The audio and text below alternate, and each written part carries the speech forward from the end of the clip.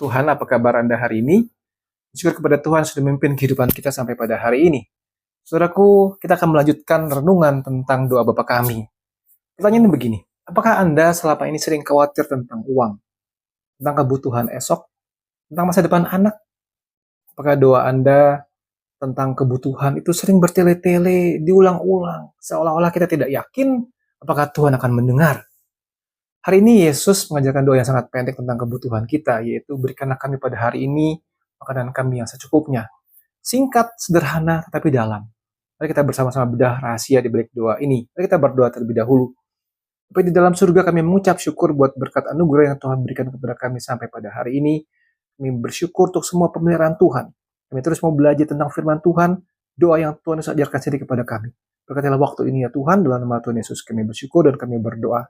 Amin. Saudaraku, di episode sebelumnya kita belajar tentang datanglah kerajaanmu, jadilah kehendakmu. Dua doa yang menggeser pusat hidup kita dari kerajaan diri sendiri kepada kerajaan Allah. Kita belajar bahwa sebelum memikirkan kebutuhan kita harus lebih dahulu merindukan kerajaan dan kemuliaan Allah. Setelah 3 doa itu, kita melihat sekarang Yesus mengajarkan berdoa untuk kebutuhan kita. Doa yang pertama bukan hal-hal rohani saja, tetapi ngomong soal tentang makanan. Dia peduli dengan perut kita, saudara. Kalau kita perhatikan di era modern ini, saudara, kayaknya tidak mungkin kita betul-betul merasa kelaparan. Kulkas penuh, selalu ada isi. Warung di mana-mana. Ada GoFood, GrabFood, bisa kapan saja tinggal pesan. Tapi justru, tengah kelimpahan kita sering khawatir tentang kebutuhan. Khawatir tentang masa depan, khawatir tentang tabungan, khawatir tentang pensiun. Dalam kekhawatiran itu, doa kita sering bertele-tele diulang-ulang dan gelisah. Hari ini mengajarkan doa yang sangat singkat. Kita lihat bersama-sama. Saudaraku, pertanyaan penting begini. Mengapa Yesus mengajarkan doa tentang roti? Poin pertama adalah begini. Allah peduli dengan kebutuhan jasmani kita. Keselamatan Kristen tidak hanya tentang jiwa masuk surga. Allah menciptakan tubuh dan dunia materi. Tubuh itu baik. Makanan itu baik. Kebutuhan jasmani itu nyata. Yesus sendiri pernah mengalami lapar. Matius pasal yang kedua, setelah berpuasa 40 hari dan 40 malam, akhirnya laparlah Yesus. Dia mengajarkan kita untuk meminta roti, bukan hanya roti rohani, saudara. Ada antitesis yang berkata begini, dari kalangan gnostisisme atau platonisme. Mereka berkata, tubuh itu jahat, yang penting jiwa. Ini tidak aktabiah. Sementara itu juga ada teologi kemakmuran yang salah, dibilang begini, Allah pasti memberikan mobil mewah dan rumah yang besar. Itu juga tidak aktabiah. Prinsip firman Tuhan Reform berkata begini, Allah peduli dengan kebutuhan dasar kita. Dia tidak berjanji memenuhi semua keinginan mewah kita. Doa ini adalah doa tentang mengajarkan ketergantungan kita setiap hari. Saya perhatikan, ada kata pada hari ini atau hari ini, sangat penting sekali. Kita teringat kisah di padang gurun waktu Yesus Tuhan memberikan mana buat bangsa Israel, Keluaran 16. Bangsa Israel harus mengumpulkan setiap hari. Tidak boleh menimbun untuk hari esok, kecuali di hari Sabat.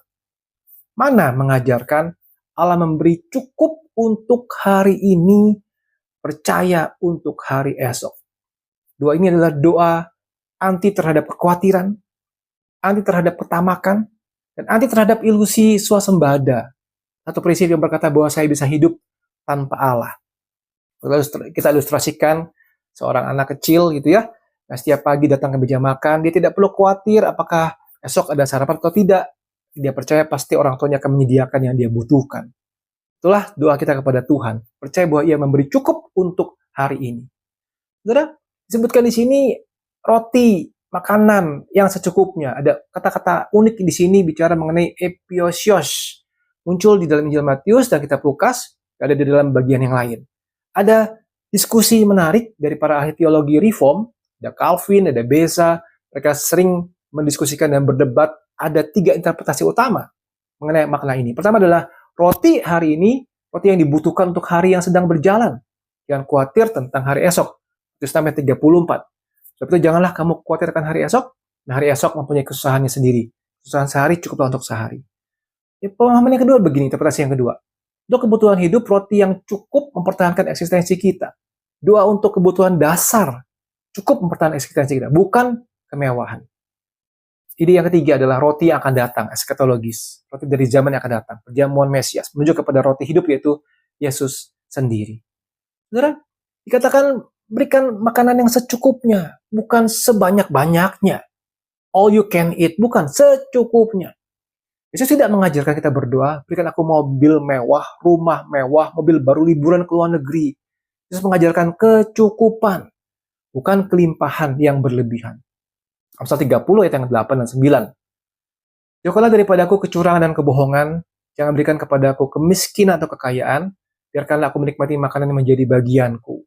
Supaya kalau aku kenyang, aku tidak menyangkalmu dan berkata, siapa Tuhan itu? Atau kalau aku miskin, aku mencuri dan mencemarkan nama Allahku. Prinsipnya adalah, cukup itu berkat, tamak itu dosa. Bersyukur itu iman. Orang dunia berkata, saya bahagia kalau saya punya lebih banyak. Kita berkata, belajarlah bersyukur dengan apa yang ada, apa yang cukup. Paulus belajar rahasia ini. Filipi 4 ayat ke-12. Aku tahu apa itu kekurangan, aku tahu apa itu kelimpahan. Dalam segala hal, dalam segala perkara, tidak ada sesuatu yang merupakan rahasia bagiku. Baik dalam hal kenyang, maupun dalam hal kelaparan. Dalam hal kelimpahan, maupun dalam hal kekurangan. Ini adalah sebuah doa yang anti kekhawatiran dan doa yang anti bertele-tele. Sudah kalau kita hubungkan dengan ayat sebelumnya, ayat 7 dan 8, di pula dalam doa itu janganlah kamu bertele-tele seperti kebiasaan orang yang tidak mengenal Allah. Yang menyangka bahwa karena banyaknya kata-kata doanya akan dikabulkan. Jadi janganlah kamu seperti mereka. Karena Bapa mengetahui apa yang kamu perlukan sebelum kamu minta kepadanya. Mengapa orang tidak percaya berdoa bertele-tele? Karena mereka tidak yakin Allah mendengar. Tidak yakin Allah peduli. Tidak yakin Allah bisa. Mereka mengulang-ulang untuk meyakinkan dewa mereka. Lalu mengapa orang percaya tidak perlu bertele-tele? Karena Bapa kita tahu kebutuhan kita sebelum kita minta. Kita berdoa bukan untuk memberi informasi kepada Allah, kita berdoa untuk menyatakan ketergantungan kita kepada Allah. Dalam Matius 6 ayat 25-34, saudara bisa baca secara pribadi bicara tentang jangan khawatir tentang kebutuhan hidup. Terkaitkan dengan bagian doa ini, terus bilang, jangan khawatir tentang hidupmu, apa yang kamu makan, apa yang kamu minum, maka hidup itu lebih berpenting daripada makanan. Yang melanjutkan, lihat burung-burung, tidak menabur, tidak menuai, tapi Bapa di surga memberi makan. Lihat bunga bakung, mereka tidak bekerja, tetapi Allah menghiasi mereka. Kalau kita kaitkan dengan hal itu, kita percaya begini. Kekhawatiran adalah dosa kecil yang sering diabaikan. Kekhawatiran sebenarnya adalah ketidakpercayaan terhadap kedaulatan dan kebaikan Bapa. Ternyata, kita renungkan ini, kita sungguh-sungguh harus mengoreksi diri kita. Apakah selama ini sebetulnya kita tidak percaya kepada kedaulatan dan kebaikan Bapa yang di surga? Doa orang yang tidak percaya beda dengan doa orang yang percaya. Yang tidak percaya berdoanya apa? Bertele-tele, banyak kata-kata diulang-ulang. Orang percaya doanya apa? Singkat, sederhana. Berikanlah kami roti yang secukupnya. Orang tidak percaya, penuh kekhawatiran, cemas. Orang percaya, damai, percaya pada Bapa. Orang yang tidak percaya, berpusat pada keinginan yang belum tentu kebutuhan. Orang percaya, berpusat pada kebutuhan cukup untuk hari ini. Orang tidak percaya, berdoa mencoba meyakinkan Allah. Tapi orang percaya, berdoa mengakui ketergantungan kepada Bapa yang sudah tahu. Terus sekalian, apakah doa Anda tentang kebutuhan sehari-hari masih dipenuhi kekhawatiran? Apakah Anda masih mengulang-ulang permintaan yang sama karena tidak yakin Allah mendengar? Yesus berkata, Bapamu tahu, cukup minta sekali dengan iman, lalu percaya. Apa aplikasi praktisnya, saudara? Pertama, kita sadari bahwa semua kebutuhan berasal dari Allah. Kita bukan swasembada. Roti yang kita makan adalah anugerah. Ucapkan syukur sebelum kita makan. Ingatkan diri, ini adalah pemberian Allah. Poin yang kedua, cukup itu berkat, tamak itu dosa. Doa ini mengajarkan sebuah tameng terhadap konsumerisme dan keserakahan. Belajar mengatakan cukup, tidak terus-menerus mengejar lebih. Kecukupan versus kemewahan. Teologi reform tidak anti kekayaan, tapi anti ketamakan. Kekayaan adalah anugerah yang harus dikelola untuk kemuliaan Allah dan kebaikan sesama. John Calvin berkata begini, kita bukan pemilik, tapi adalah pengurus harta Allah. Lalu yang ketiga, hidup hari ini percaya untuk esok. Kekhawatiran tentang masa depan itu mencuri sukacita hari ini, saudara. Saudara sadar gak? Kita khawatir tentang masa depan, kita jadi kehilangan sukacita kita di hari ini. Kekhawatiran sebagai sebuah dosa. bentuk ketidakpercayaan kepada kedaulatan dan kebaikan Allah. Jadi Berkhof Sistematik Teologi. Doakan kebutuhan hari ini. Jangan minta jatah untuk sebulan, setahun dalam sekali doa.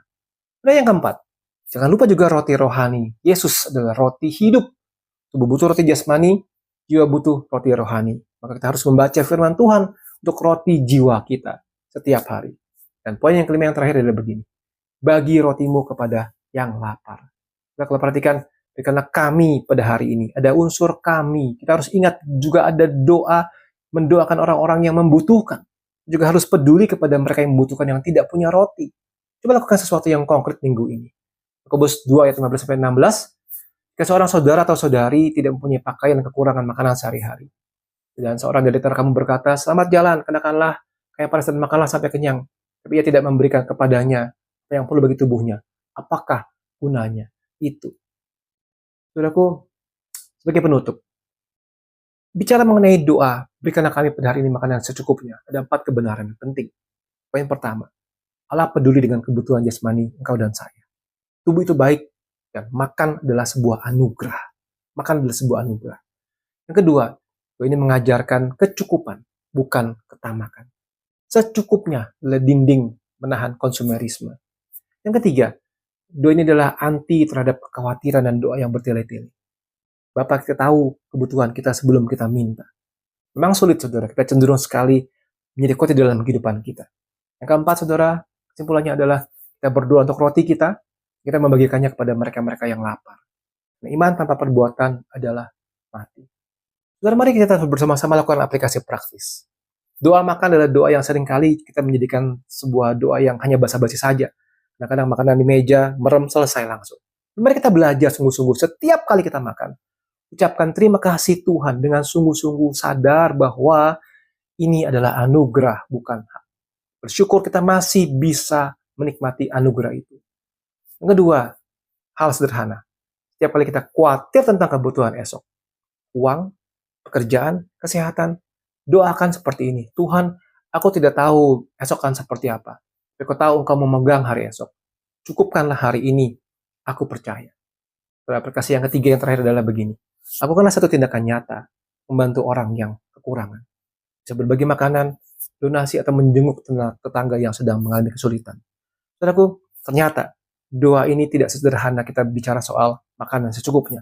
Punya begitu banyak aspek yang engkau dan saya harus belajar sungguh-sungguh mentaati dan menjalankan dalam kehidupan sehari-hari. Mari kita berdoa. Bapa dalam surga, terima kasih. Doa yang sangat sederhana. Kami mau belajar sungguh-sungguh memahaminya dan menerapkan dalam hidup kami sehari-hari. Mengucap syukur buat segala berkat anugerah yang Tuhan berikan. Dan belajar tidak mengkhawatirkan hidup kami dalam masa depan kami. Percaya kepada Tuhan, Tuhan yang akan memelihara kehidupan kami. Terima kasih ya Tuhan. Berkatlah doa dan ucapan syukur kami. Dalam nama Tuhan Yesus Kristus, kami bersyukur dan kami berdoa. Amin. Ini Tuhan menolong kita sekalian. Tuhan Yesus memberkati. Amin.